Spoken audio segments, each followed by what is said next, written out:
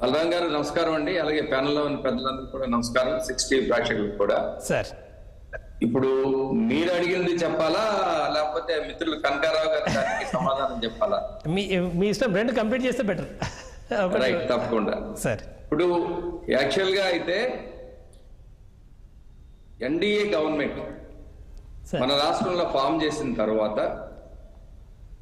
ఏదైతే administrative setup అవనియండి, legal setup అవనియండి, ఏదైనా కూడా ఎంతగా 5 ఏళ్ల దారుణంగా వ్యక్తిగత ప్రయోజనాలకు వాడుకున్నారన్న విషయాన్ని ఎక్స్పోజ్ చేయడంలో 6 నెలలు కాదు, కనకారావు గారు అన్నారు 6 నెలలు అన్నారు, 6 నెలలు కూడా చాలదు, అంత దారుణంగా పాడు చేశారు.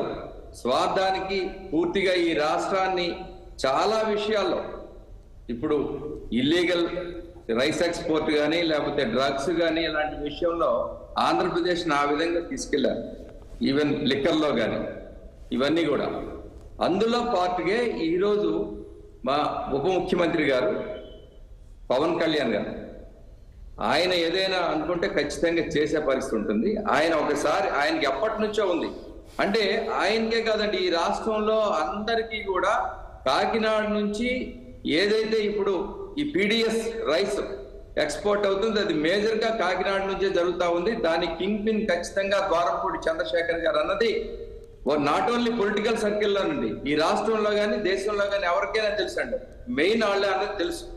అంచేత దాని విషయం ఏంటో ఒకసారి చూద్దాం, ఇన్ డెప్త్ స్టడీ చేసి. నేను ఎందుకు చెప్తున్నానంటే వైసీపీ నాయకులు వీళ్ళు అలిగేషన్ పెడతా ఉన్నారు, ఏది కూడా చూడకుండా చేయకుండా అక్కడికి వెళ్ళి పరిశీలించకుండా మాట్లాడే ఆలోచన మా ఎన్డీఏ కూటమిలో ఉన్న నాయకులకు కానీ ఇవాళ మంత్రులకు కానీ సీఎం గారికి కానీ ఎవరికీ లేదు.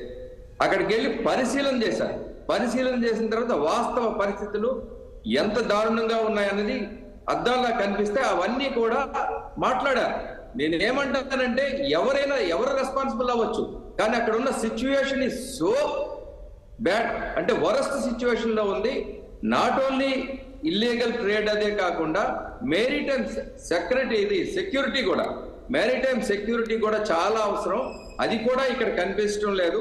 22,000 ఎకరాలు ఉన్న కాకినాడ పోర్ట్ లో 20 మందో 16 మందో పోలీస్ కానిస్టేబుల్ ఉన్నారంటే ఇది ఒక్కటే తెలుస్తుంది ఈ యంత్రాంగాన్ని వైసీపీ ఎంత దారుణంగా ఈ యంత్రాంగాన్ని పాడు చేసినారు.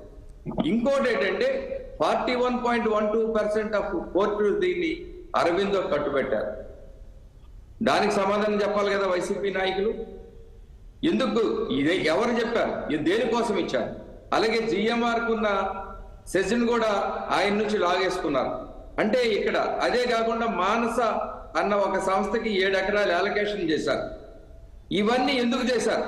నేను ముందు అసలు ఇక్కడ పవన్ కళ్యాణ్ గారు రైస్ అనేది ఒక పార్ట్ అయితే అసలు దాని మేనేజ్మెంట్ కానీ ఆర్గనైజేషన్ కానీ ఎంత డిజార్గనైజ్డ్ గా, ఎంత డిస్గ్రంటిల్డ్ గా, ఎంత దారుణంగా ఇక్కడ ఆర్గనైజేషన్ ఉంది. అది కొంతమంది ప్రైవేటు వ్యక్తుల చేతిలో కోర్టు నడుస్తుంది తప్పిస్తే అధికారులు కూడా ప్రైవేటు వ్యక్తుల చేతిలో కీలుబొమ్మలు అయిపోయారు.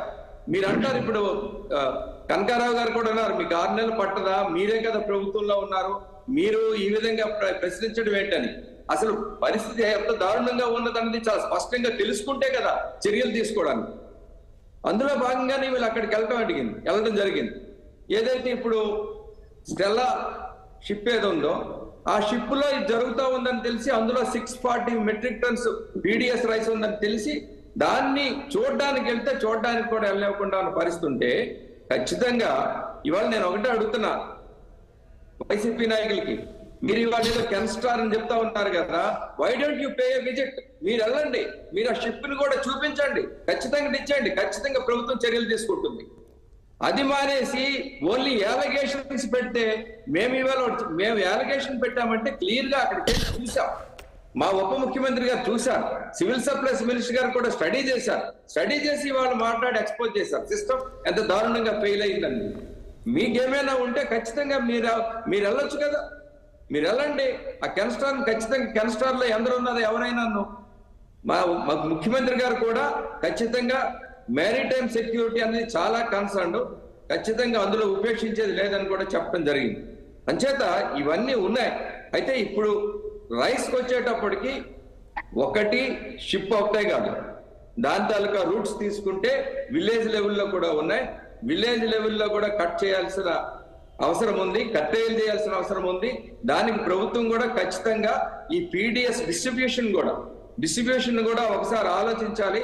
అది ఖచ్చితంగా ప్రజలు ఒకటంటారు, ఇందాక నిన్నెవరో వైసీపీ నాయకులు అన్నారు, స్టాండర్డ్ ఆఫ్ లివింగ్ పెరిగింది ప్రజలది, పీడిఎస్ రైస్ ఎవరు తినటం లేదు, అందుకే మీరు ఇచ్చిన గవర్నమెంట్ ఇచ్చినా కూడా దాన్ని అమ్మేసుకుంటున్నారని. మేబీ అదైతే కొంతవరకు అయితే ఏంటంటే స్టాండర్డ్ ఆఫ్ లివింగ్ పెరిగిందో లేదో కానీ ఎక్కువ డబ్బులు వస్తా ఉన్నాయి, అందుకు అమ్ముతా ఉన్నారు. అంచేత దీన్ని కూడా గవర్నమెంట్ ఏంటంటే ఖచ్చితంగా ఇవాళ ఎన్డీఏ గవర్నమెంట్ కూడా ఖచ్చితంగా ఇది ఆలోచించి ఇక్కడ కట్ చేస్తే అక్కడ ఏం చేయాల్సిన పనే ఉండదు. అంచేత ఇక్కడ బోత్ వే ప్రాసెస్ అండి. అంచేత రెండు వైపుల ప్రాసెస్ ఉంది. ఆ ప్రాసెస్ లో చెక్ చేసుకుంటే ఖచ్చితంగా ఉంటుంది. సెక్యూరిటీ ల్యాబ్స్ అయితే చాలా దారుణంగా ఉంది. దాన్ని కూడా ఖచ్చితంగా ఎన్డీఏ గవర్నమెంట్ కూడా ఖచ్చితంగా పరిశీలించి ఒకసారి రివ్యూ చేసుకోవాల్సిన అవసరం కూడా ఉంది. ఈ లూప్ హోల్స్ అన్ని ఎక్స్పోజ్ అయినాయి ఆయన విజిట్ వల్ల. అంచేత మీరు కూడా వైసీపీ నాయకులు కూడా దాన్ని స్వాగతించాలి. ఎక్కడ లూప్ హోల్స్ ఉన్నా సిస్టమ్ బాగు చేద్దామన్నా కూడా ఖచ్చితంగా దాంట్లో మీరు కూడా కోఆపరేట్ చేయాలి. మీకు ఎందుకు ఇబ్బంది వస్తా ఉంది? మీ ద్వారంపూడి చంద్రశేఖర్ గారో లేకపోతే మీ జగన్ గవర్నమెంట్ లో ఉన్న ఎవరో ఇన్వాల్వ్ కాకపోతే మీరు ఎంకరేజ్ చేయండి. మీరు ఇవాళ కెన్స్టార్ అన్నారు, కెన్స్టార్కి వెళ్ళండి, చూపించండి, పట్టుకోండి. మీకు పెర్మిషన్ కూడా కావాలంటే మేము ఇప్పిస్తాం.